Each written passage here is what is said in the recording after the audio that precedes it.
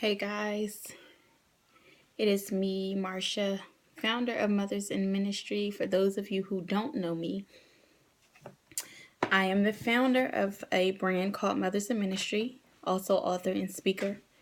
Mothers in Ministry is a ministry that I started to encourage and inspire mothers who put their dreams and their goals off to the side to raise their children. But they never went back to their goals. They never went back to their dreams. So that is what Mothers in Ministry is all about. Working to uplift, encourage, and inspire every mother to pursue her goals, her dreams, and her purpose in God. So I'm coming to you with a totally different topic. Not so much anything in relation to Mothers in Ministry. So this is my personal YouTube channel. So I am just going to be talking about some personal things. So I'm 27, recently legally divorced, been married for 7 years, and I did not realize that singleness would be such a transition. It has been a struggle. It has been me taking advice from other single women. And it's also has been me trying to figure out what's best for me. So number one, I'm a firm believer in celibacy until marriage. So to God be the glory, He's keeping me. And can I be honest, this is the hardest thing I've ever had to do. It is hard, but I thank God that He's remaining faithful to His word and He's keeping me. So one thing I want to share about being single now is this: being single and being married before and now being single, those are two totally different things. So I've had single women who's never been married say, Marcia, enjoy this process, enjoy where you are, enjoy being single, travel, just really enjoy this season of your life. And on one hand, I agree totally. There's so many things I want to do, so many goals I have, so many things I want to accomplish, and I feel like now is a great time to start. But when you've been married for 7 years, and I also have 2 sons, so to just up and travel is not as easy for me or for other single mothers as it is for single women that don't have children.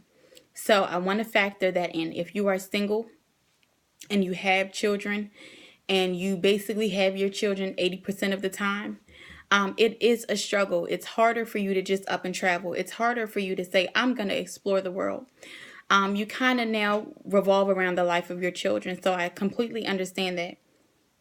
So I'm considering and factoring in that I can't just up and travel. I can't just up and go. I have 2 sons that I'm raising full time on my own. So that is a major thing that I had to realize for myself. Another thing is they tell you to embrace singleness, embrace where you are, embrace the season. All of that is good advice, but I'm a firm believer that you have to listen to where you are. So if you are single, and if you're like me, being single now after being divorced, maybe you need to heal. Maybe there are things that you really need to work through so that when God sends you the amazing man or spouse that you're waiting for, you're ready to receive them. So maybe in this season, this is your season where you really need to focus on you, and that's okay. That's okay. However, thank God, my divorce was very peaceful. The father of my children and we are still at peace with each other. We're in a good space. We're raising our kids, and I'm happy, he's happy, and we're at peace. So, with that being said, I personally am ready to date. I am ready for a committed relationship. And so I believe in me. My preparation is different. My preparation is praying for my husband that I've yet to meet. So maybe that's you. Maybe you're saying, Marcia, I've taken the time that I feel like I need, and now I am ready. I am ready to date. I am ready to find that person. So my word of advice to you is to remain faithful to God in this process. Remain celibate. Keep yourself pure before God. He said, there's no good thing will I withhold from them that walk upright before me. I'm a firm believer that when we keep ourselves before God and we remain faithful, we basically strategically position ourselves to receive the good that God has in store for us. God is doing his part. We have to do our part. Right? So number one, stay faithful to God. No matter how hard it gets, get you some accountability partners. Get you some people that will hang in there with you, that will call you, that will text you, where you can have your little girls' nights, bowling, date nights. You know, somebody you can just call and say, girl, if you don't get over here now, something's going to happen. Get some women or some people in your life you can be totally transparent with, and just let your hair down.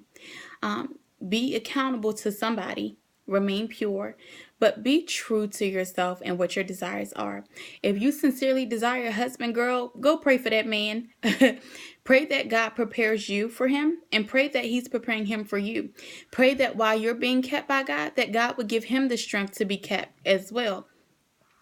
These are things that I pray for my future husband, that God will give him the desires of his heart, that God will keep him faithful until we meet. Pray for his well-being, pray for his state of mind, pray for his peace. There's so many things that you can be praying for in this season. I believe prayer is one of the greatest tools of preparation. So I just wanted to stop by and encourage somebody's heart today, somebody that's single, somebody that's divorced, somebody that's waiting. I have been there, done that. I've been married for 7 years. I'm now divorced, single, anticipating all the great things that God has in store for me. So I hope this video encourages you. I hope it helps you. Until next time, please subscribe to this channel. Love you guys to life. Be encouraged.